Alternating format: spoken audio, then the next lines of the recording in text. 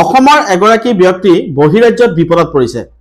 মানুহজনৰ হাতত বৰ্তমান টকা পইচা নাই আৰু মানুহজনে কিবাকে কৰি মোৰ ফোন নম্বৰটো কাৰোবাৰ পৰা কালেক্ট কৰিলে আৰু কালেক্ট কৰি মোলৈ যোৱাকালি ফোন কৰিলে যে ক'লে যে তেখেতক যিজন মানুহে বহিৰাজ্যলৈ কাম কৰিবলৈ লৈ গৈছিল সেই মানুহজনে তেখেতক ঠগিলে আৰু যাৰ ফলত এতিয়া তেখেতে পত্নীসহ তেখেত এতিয়া বহিৰাজ্যত বিপদত।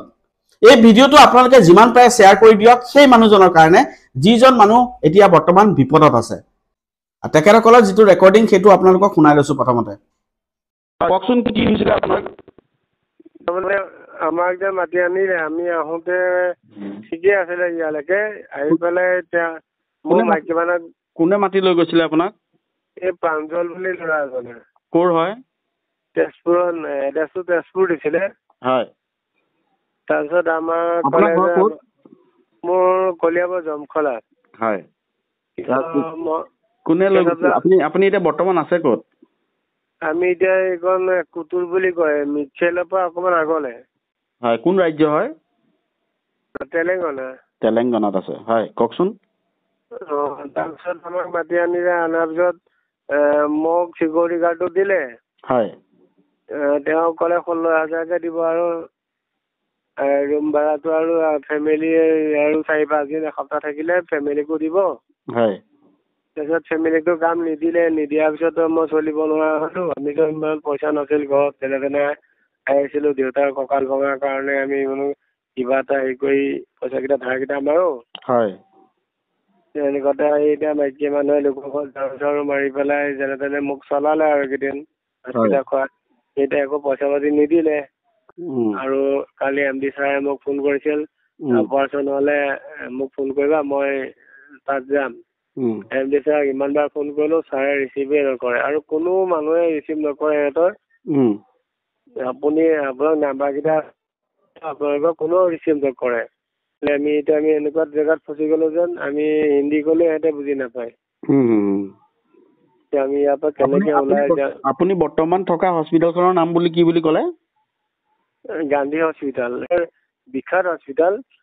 কিন্তু তাত খালি ইমাৰ্জেঞ্চি চাই আৰু মৰিলে খালি উলিয়াই দিয়ে, তাত কোনো বেড চেড নাই। এনে মোৰ পেটটো মানে ফালি দি পেলাই 2 মিনিটৰ পিছতে মোক তাৰপৰা আউট কৰি উলিয়াই দিছে। পাইপডাল লগাই পেলাই।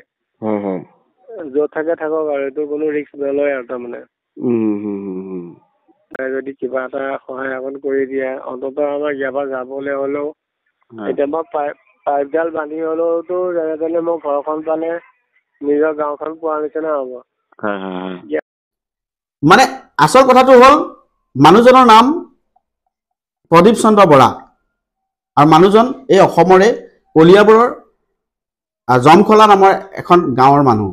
খুব সহজ সৰল মানুহ আৰু হোজা মানুহ বুলি যাক কয়। আৰু সেই মানুহজনে এজন প্ৰাঞ্জল বৰা নামৰ কোনোবা এজন তেজপুৰৰ মানুহ, অচিনাকি মানুহ তেখেতৰ, সেই মানুহজনৰ পাক চক্ৰত পৰি বুলি ক'ব লাগিব, কাৰণ যিহেতুকে তেওঁক ঠগিছে গতিকে আমি পাক চক্ৰ বুলিয়ে ক'ম। পাক চক্ৰত পৰি তেখেত আৰু তেখেতৰ পত্নী কিবা কাম কৰিবলৈ গৈছিলে আৰু তেওঁক নি চিকিউৰিটি গাৰ্ডৰ কামত সোমোৱাই দিলে। বেলেগ কাম দিম বুলি কৈছিল, পাছত চিকিউৰিটি গাৰ্ডৰ কামত সোমোৱাই দিলে। এতিয়া মানুহজন এনেকুৱা এটা বিপদত পৰিছে, মানুহজনে খাবলৈও পইচা নাই হাতত। আৰু মানুহজনে মোক যোৱাকালি ফোন কৰি কৈছে যে মানুহজনৰ অৱস্থা খুবেই বেয়া আৰু তাৰ লগে লগে তেখেতৰ বৰ্তমান এখন হস্পিটেলত ভৰ্তি হৈ আছে। তেখেতৰ কিবা ইউৰিন ইনফেকশ্যন কিবা প্ৰব্লেম হৈছিলে, যাৰ ফলত তেখেতৰ বহুত অসুবিধাত পৰি আছে যে তেখেতে ঔষধটো কিনিবলৈ দূৰৰে কথা, খাবলৈও পইচা নাই। আৰু সেইকাৰণে আজি ভিডিঅ'টো বনাইছোঁ। অসমৰ বাহিৰত বহুতো NGO আছে, অসমৰ বাহিৰত বহুতো NGO আছে আৰু বিভিন্ন লোক অসমৰ মানুহ বাহিৰত থাকে আৰু এইকাৰণে কৈছোঁ যে এই ভিডিঅ'টো আপোনালোকে শ্বেয়াৰ কৰি দিব। আৰু সেই মানুহজনৰ নাম কৈছোঁ যে মানুহজনৰ নাম প্ৰদীপ চন্দ্ৰ বৰা, বয়স 40 বছৰ আৰু তেখেতে বৰ্তমান তেলেংগানাৰ ছেকেন্দ্ৰাবাদৰ এখন হস্পিটেলত ভৰ্তি হৈ আছে। আৰু সেই মানুহজন ইমানেই বিপদত পৰিছে, তেখেতৰ যি পেট আছিলে সেই পেটটো অলৰেডি ডক্টৰে ফালি দিলে, তেওঁ কিবা অপাৰেশ্যন কৰিব লাগিব বুলি কৈছে আৰু বৰ্তমান তেখেতৰ হাতত এটকাও নাই বুলি কৈছে। তেখেতে বেলেগে কোনোবা মানুহে তেখেতৰ তাৰ মানুহে সহায় কৰিছে তেখেতক, আৰু বাকী তেখেতে কাৰো পৰা সহায় পোৱা নাই। আৰু সেইকাৰণে তেখেতে মোক ফোন কৰিছিলে যোৱাকালি কাৰোবাৰ নম্বৰৰ পৰা ফোন নম্বৰটো লৈ যে দাদা আমাক সহায় কৰক। আৰু মই আছো বৰ্তমান অসমত, আৰু অসমৰ পৰা গৈ সহায় কৰাটো ইমান সহজ নহয়। আমি আপোনালোকক কৈছো যে এই ভিডিঅ'টো আপোনালোকে যিমান পাৰে শ্বেয়াৰ কৰি দিব। যদি অসমৰ কোনোবা মানুহ তেনেকে বাহিৰত আছে, বহু লোক থাকে, বহু লোকে তাত সিকিউৰিটি গাৰ্ডৰ কাম কৰে, বহু কোম্পানীত কাম কৰে, গতিকে তেওঁলোকে এটলিষ্ট এই মানুহজনক সহায় কৰিব পাৰিব, এই ভিডিঅ'টোৰ মাধ্যমেৰে গম পাব। আৰু তেখেতৰ নামটো মই অলৰেডি কৈছোৱে যে প্ৰদীপ চন্দ্ৰ বৰা, তেখেতৰ ঘৰ কলিয়াবৰৰ জমখলা গাঁৱত, আৰু তেখেতৰ বয়স হ'ল 40 বছৰ। আৰু তেখেতে যিটো কোম্পানীত কাম কৰিছিলে সেই কোম্পানীটোৰ মালিকে তেওঁলোকক কোনো মেনেজমেণ্টে কোনো সহায় জনোৱা নাই, যাৰ কাৰণে আজি 3 মাহ দিন হৈ গ'ল কাম কৰা। আৰু লাষ্টত এতিয়া মানে তেখেতে চিভিলত ভৰ্তি হৈ আছে, এখন হস্পিটেলত ভৰ্তি হৈ আছে, আৰু হস্পিটেলত তেখেতসকলক কোনো কোম্পানীৰ মানুহে সহায় কৰা নাই, যাৰ কাৰণে তেখেতসকল বিপদত পৰিছে। তেখেতৰ নাম্বাৰটো মই কৈ দিছো 9127316970 আকৌ এবাৰ কৈ দিছো 9127316970 কোনোবা লোকে যদি সেই দম্পতি হালত যদি সহায় কৰিব বিচাৰে, কাৰণ বাহিৰত বহুত লোক যায় এনেদৰে বিপদত পৰে বহিৰাজ্যত।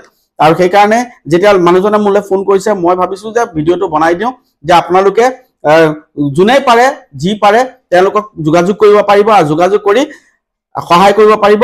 কিন্তু এটা ডাঙৰ কথা হ'ল যে মানুহজনৰ হাতত এটা ডাঙৰ মোবাইল ফোনো নাই, মানে এণ্ড্ৰইড ফোনো নাই, যে তেখেতসকলক কিবা ফোন বা ভিডিঅ' কৰিব পাৰে বা হেৰি কৰিব পাৰে। তেখেতে মোক যি ফোন কৰি ক'লে মই সেইখিনি ৰেকৰ্ড কৰি থৈছো, সেই ৰেকৰ্ডখিনি আপোনালোকক প্ৰথমতে শুনাই লৈছো।